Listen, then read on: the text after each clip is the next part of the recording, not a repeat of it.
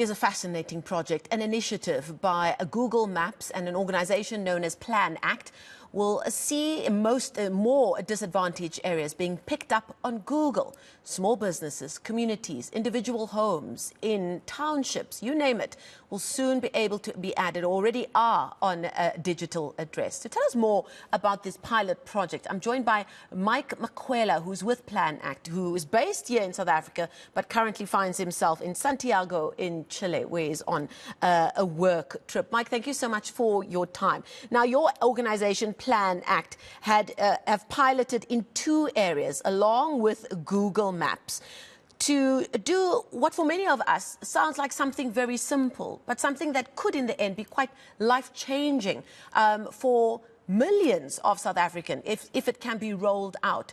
Talk to us how you got to this point that this was something that your organization wanted to get involved in. Why do we need this? Thank you. And let me say good morning because I'm out of the country. I'm in Chile.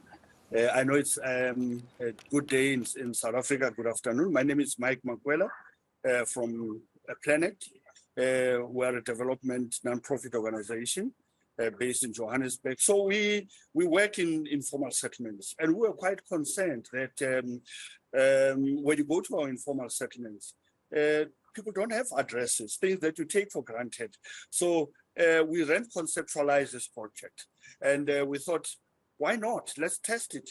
And we approached Google International because we wanted their technology, and they're like, wow, we're willing to come on board and partner with you.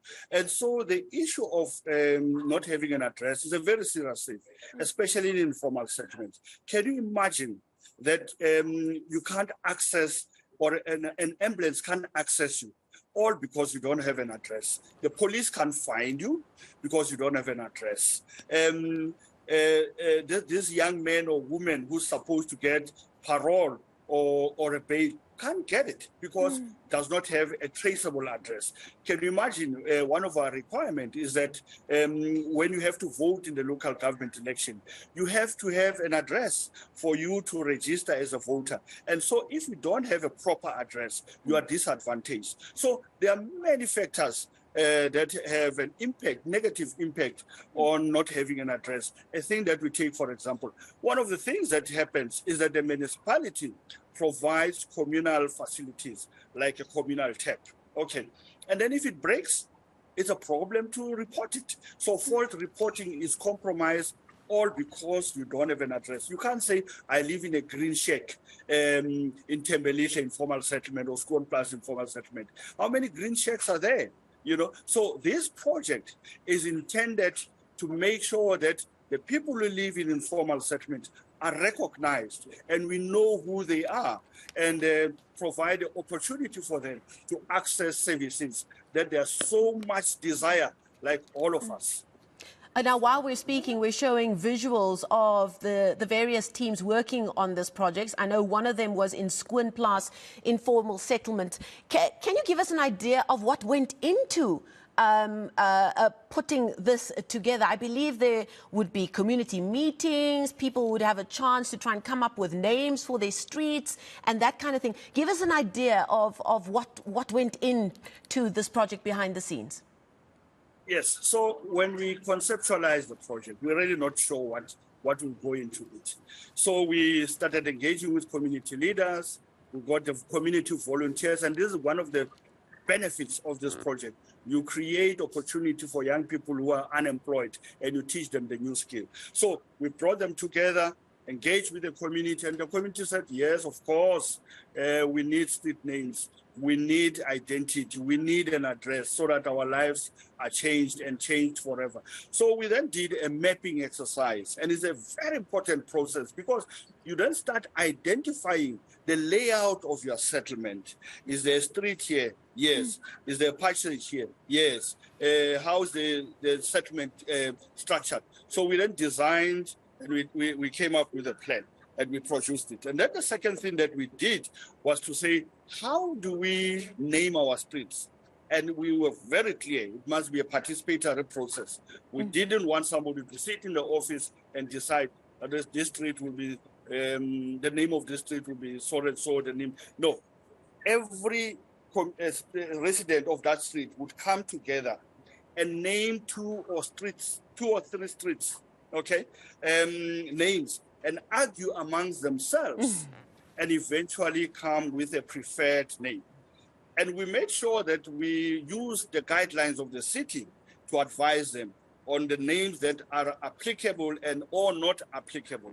Once we have completed that process, we realize that half of the job has been done. Now we need to put a GPS in each shack.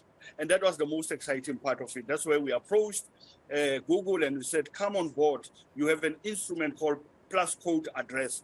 Plus code address is for settlements that are not formalized, like informal settlements, that are not recognized. Okay.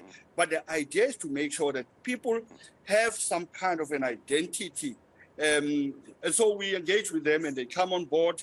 And then we got a group of young people, got a smartphone, and then we hit the ground. We went shack by shack, and we gave each shack a coordinate.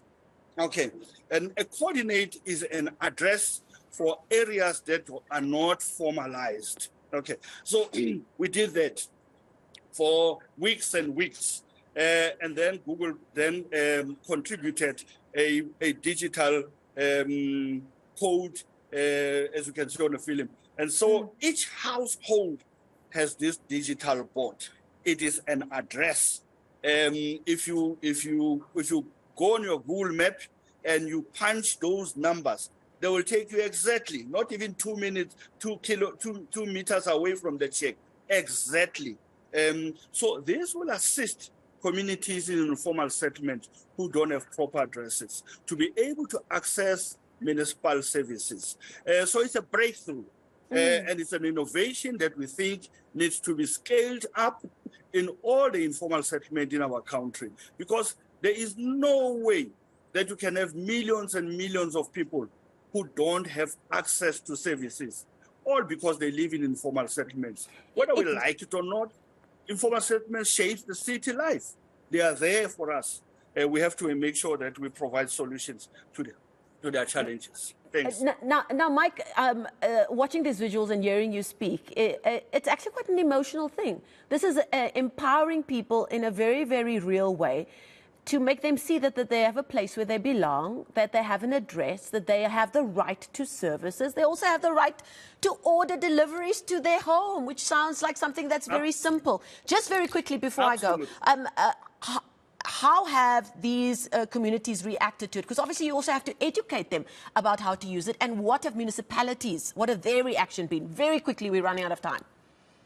Oh, yeah, sure. Look, we produce a pamphlet that takes you through the process, the steps. Remember, we do a lot of community participation and engagement. So by the time we finish the process, people have an idea. The city of Joburg is magnificent. It has in their policy of street naming. They recognize that there's a need to have street names in informal settlements. Of course, not all municipalities have that, and we want to urge them to reconsider their street naming policies of informal settlement. It doesn't do anyone good not to have a progressive policy as that one, to say it's important that informal settlement should have proper addresses. It doesn't help anyone, because it helps the municipality to know where the communal facilities are, the taps, the toilets, the JoJo tanks. And once there's a problem, they're able to identify where those municipal services are. So it's a breakthrough. We are very excited. And the community is absolutely excited about it. They now can call a pizza. You and I have an address. For some people, they don't. If you want a pizza, you can't get it because you don't have an address. I can get a pizza because I have an address. Things that we take for granted. For those students who study in UNISA, and they'll be able to get their material on their box. So it's a breakthrough. And we would like to urge more municipalities to reconsider their policies on street making. And of course, we need more money to roll it out. Thank you. Let's hope that this interview helps you get closer to getting this project running in many more areas that need it. Thank you so much for your time. That's Mike Makwela. He's from PlanAct, telling us about this exciting project that they've piloted with Google Maps. Fascinating and important work being done by that organizations in communities that need it most.